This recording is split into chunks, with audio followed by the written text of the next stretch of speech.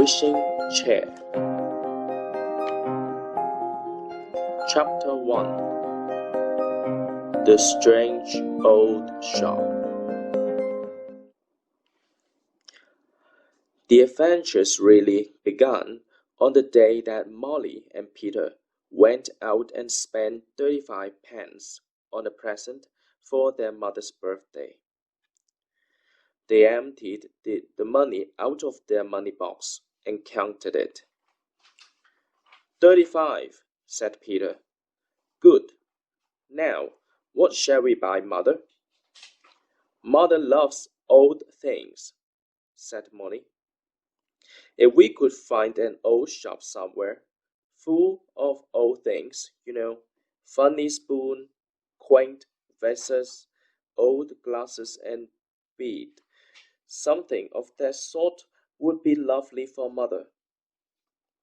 She would love an old tea caddy to keep the tea in, I'm sure, or perhaps an old vase. All right, said Peter. We'll go and find one of those shops this very day. Put on your hat and come on, Molly.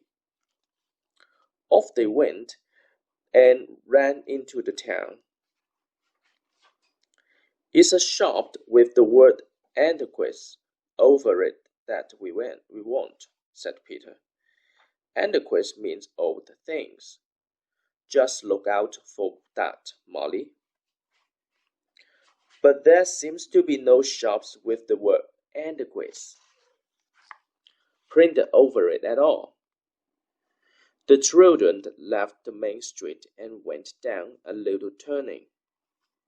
There were more shops there, but still not the one they wanted. So on they went and came to a small, narrow street, whose houses were so close that there was hardly any light in the road. And there, tucked away in the middle, was the shop with antiques printed on a label inside the dirty window.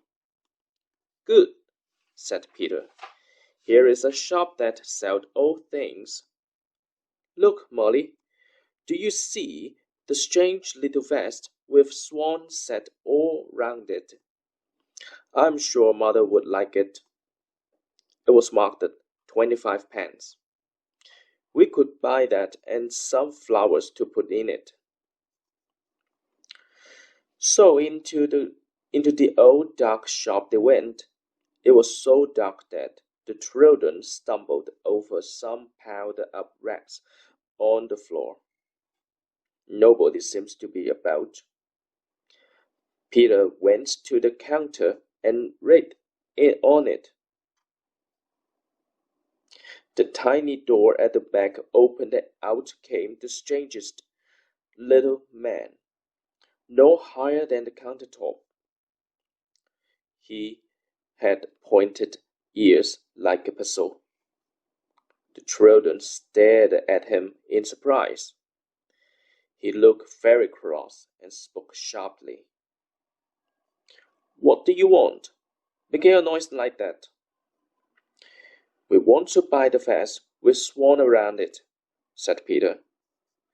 Muttering and grumbling to himself, the little chap picked the vase and pushed it across the counter. Peter put down the money. Can I have some paper to wrap the vase in? He asked politely. You see, it's for my mother's birthday, and I don't want her to see me carrying it home. Grumbling away to himself, the little man went to piles of boxes at the back of the shops and began to open one to look for pieces of paper. The children watched. To their enormous surprise, a large black cat with golden eyes jumped out of the box and began to spit and snarl at the little man. He smashed at it and put it back again. He opened another box.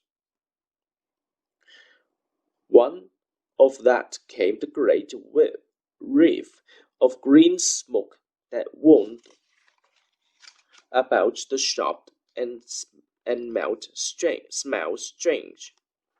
The little man caught hold of it as if it was a ribbon and tried to stuff it back into the box again.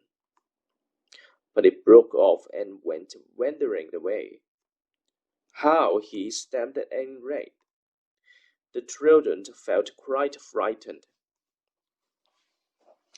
"We'd better go without the paper," whispered Molly to Peter.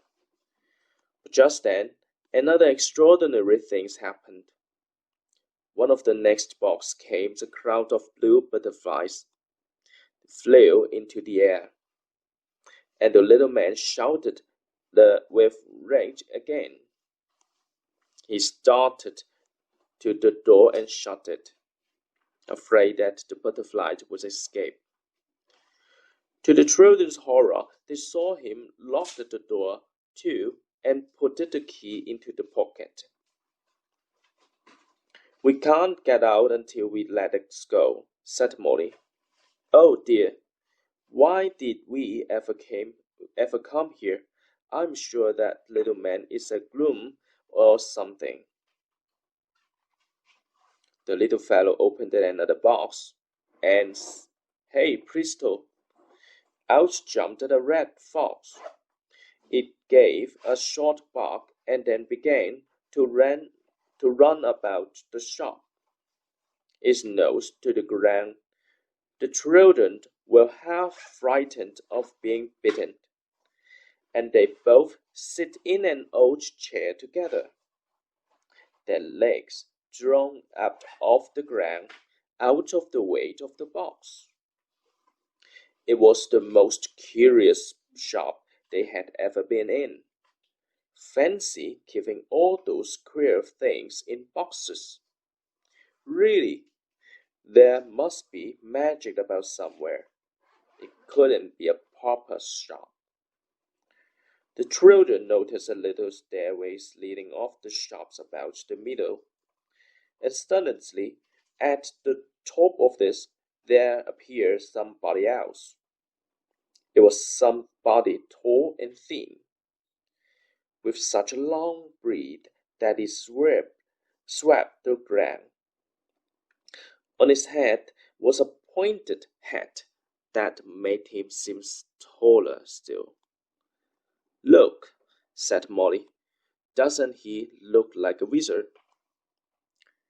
Tippet, what are you doing?" cried the newcomer, in a strange deep voice, like the rumbling of a far-away thunder. "Looking for a piece of paper," answered the little man, in a surly tone. "And all I find is butterflies and foxes, a black cat, and—" "What! You are dared to open those boxes?" shouted the other angrily. He stamped down the stair, and then saw the children. "And who are you?" he asked, staring at him. "How dare you come here?" "We wanted to buy this vase," said Peter, frightened. "Well, seeing you are here, you can help Tippet to catch the fox," said the tall man, twisting his beard up into the knot and trying it under his chin. "Come on." "I don't want to," said Molly. "He might bite me. Unlock the door and let me go out." "Not till the fox and all the butterflies were caught and put into their boxes again," said the tall man. "Oh dear," said Peter, making no movement to get out of the chair, in which he and Molly were still sitting with their legs drawn up.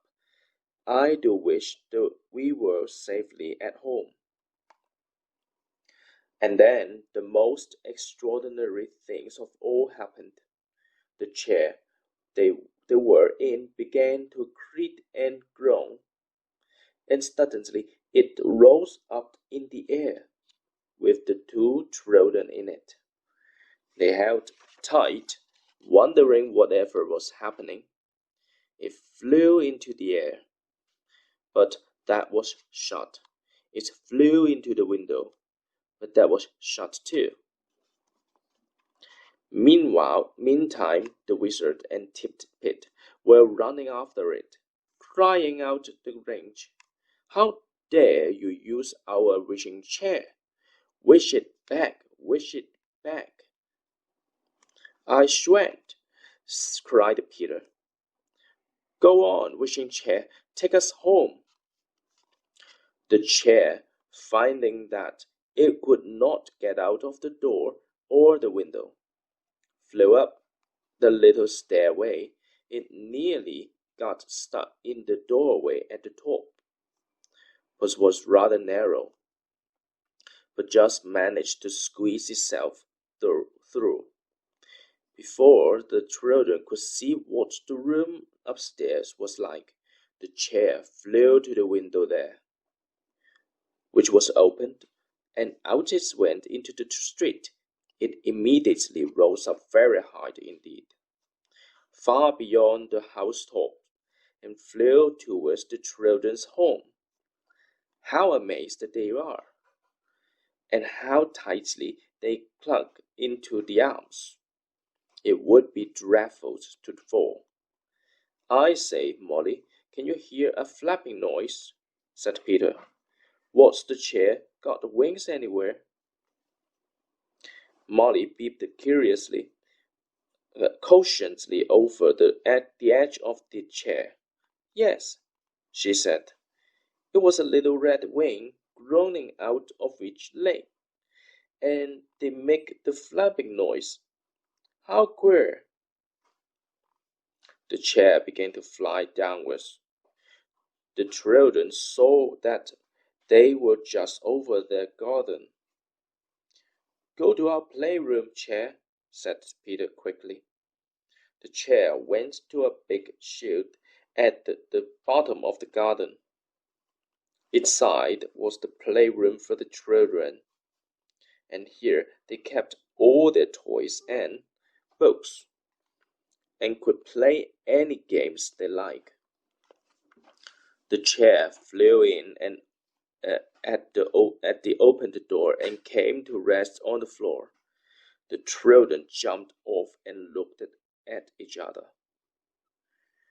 The first real adventures we've ever had in our lives, said Molly, in delight. Oh, Peter, to think we've got a magic chair, a wishing chair. Well, it isn't really ours, said Peter, putting the swan vest carefully down on the table. Perhaps we had better send it back to the shop. I suppose we had, said Molly sadly. It would be so lovely if we could keep it.